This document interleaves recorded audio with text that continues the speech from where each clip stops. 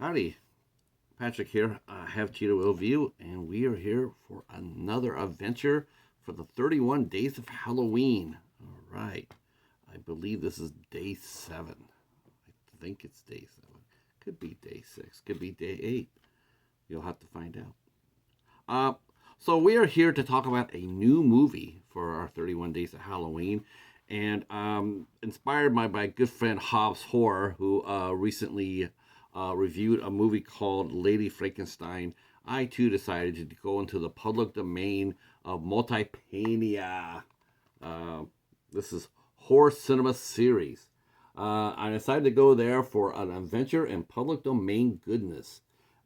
So today we are talking about Monstrosity from 1964. Woo! All right.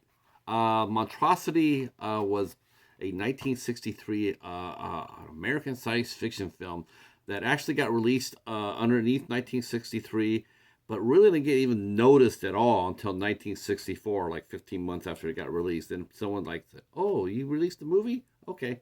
Um, uh, Later on during its runtime and syndication to various channels, this movie was actually broadcast underneath the name The Atomic Brain. So if you get one of these multi-pack manias, just look for that. Like if you see The Atomic Brain here and Monstrosity over here, Atomic Brain here, Monstrosity over here, it's going to be one and the same movie. Um, the plot of the movie is, so a very wealthy elderly woman is, she's elderly. She's probably in her 80s, and she knows that her time is coming to an end soon. So she wants to transfer her brain into a body of a beautiful young woman. And of course, now she pays the mad scientist, Dr. Frank, to make that happen. But he is having a hard time getting through. Um, he can't really, all his experiments have failed. Every brain that he gets or body that he gets is either been it's too old or it's decaying because it's dead. He's transferring a living brain into a dead body, so there's problems there, a lot of problems. Um, so he's trying though, and or back then atomic, but he's got a nuclear powered science station in the basement of the rich lady's house. Um, Not kidding you, this is what it is.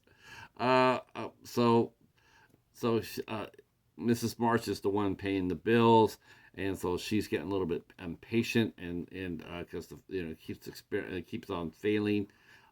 So they're gonna go. So he says, "Well, I've gotten to the point now where I think I can do this, but I need some living specimens because before he was just been robbing corpses, but there's problems because corpses are decaying, and that basically he's able to transfer animal brains into the dead bodies, but one he's got his almost like a little bit of a werewolf, and then the other one that he brought back is no more than a just standing there looking pretty, but nobody's at home. Um, I guess you could almost say, as they say, it's like she's almost in a zombie state, but without the eating of the flesh part. Um, so Doctor Frank and Mrs. Marsh decide what they're gonna do is they're gonna hire some women from all over the world who won't be missed because they're gonna experiment. They're gonna get ready to do the master experiment. One of these ladies is gonna be the new host for Mrs. March. So that is how we meet the three ladies that are coming in. We meet Nina Rose from Austria, B from England, who looks very much like Marilyn Monroe, very blonde and very, very pretty, and Anita Gonzalez from Mexico.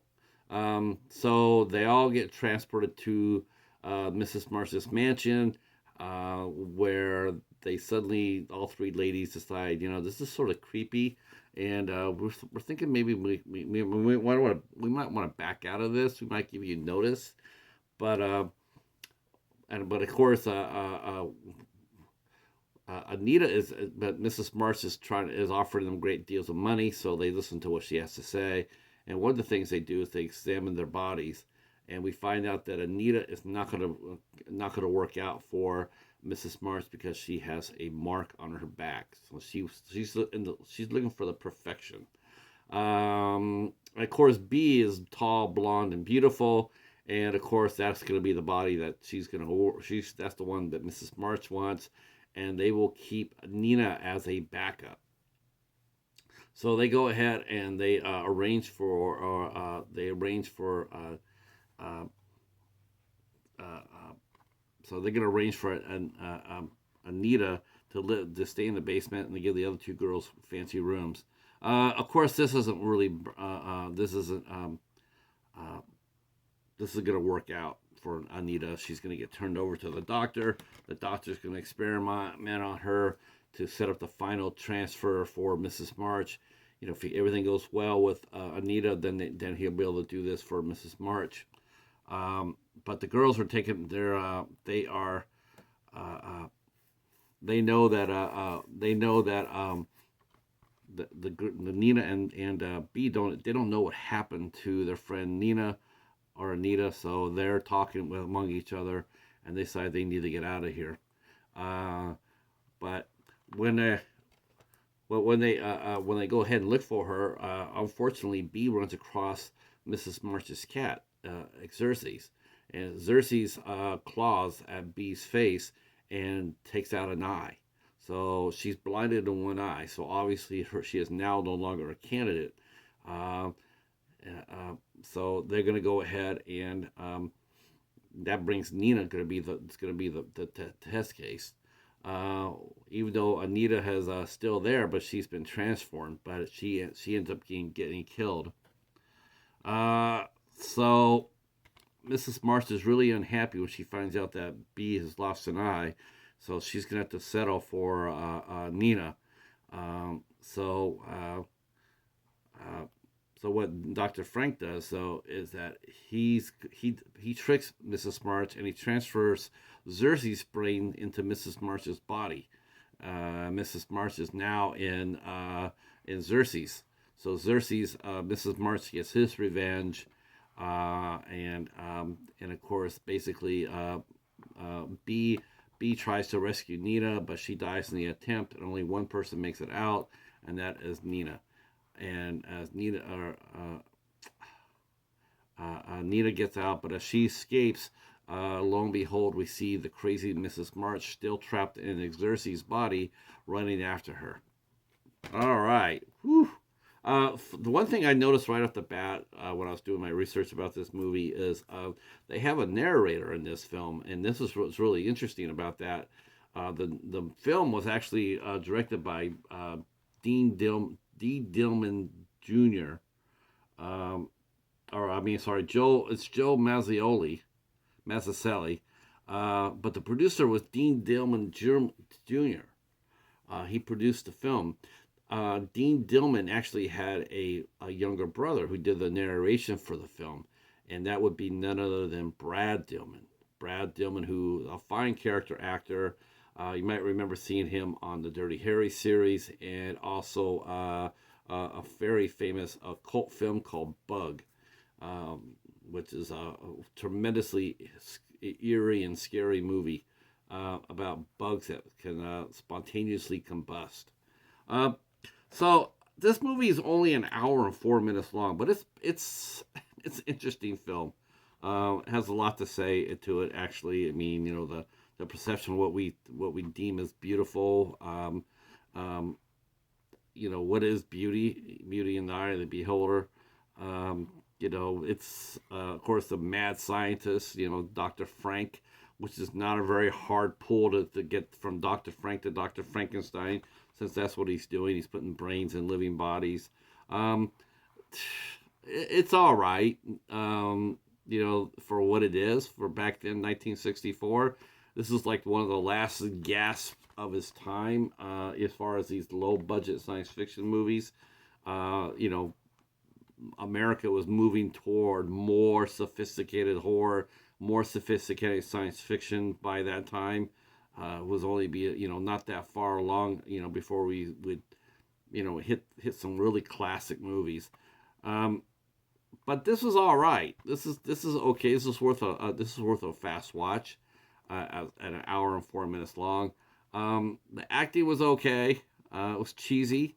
It was exactly what you expect. I was looking up to see what else the actresses who played the young ladies. Her name was Judy Bamber, and I have to go look and see her history. But there is a famous English acting family named Bambers, and I'm wondering if they're connected. I don't know. I guess I would have to look. Um, otherwise, there's Xerxes himself got a credit, which is awesome. I have to give credit to that. Xerxes the cat got a feature feline credit. I like that. The rest of the actors I didn't know anything about. Marjorie Eaton and Frank Jessette, don't know anything about them, other than this might have been their only movie. Um, so that's Monstrosity, or The Atomic Brain. Fun public domain movies. You could watch this one on Tubi. Probably be able to watch this one on YouTube, as a matter of fact. And so I'll see if there's a copy of it on YouTube. So I'll put a link down below, and you can go watch The Atomic Brain, aka Monstrosity, and check it out. All right, so I wanted to have some cheese thrown into this 31 Days of Halloween, so I did it. Tomorrow we will be back with more solid horror. I don't know what we're looking at tomorrow, but we're gonna figure it out, and then we'll be talking about it.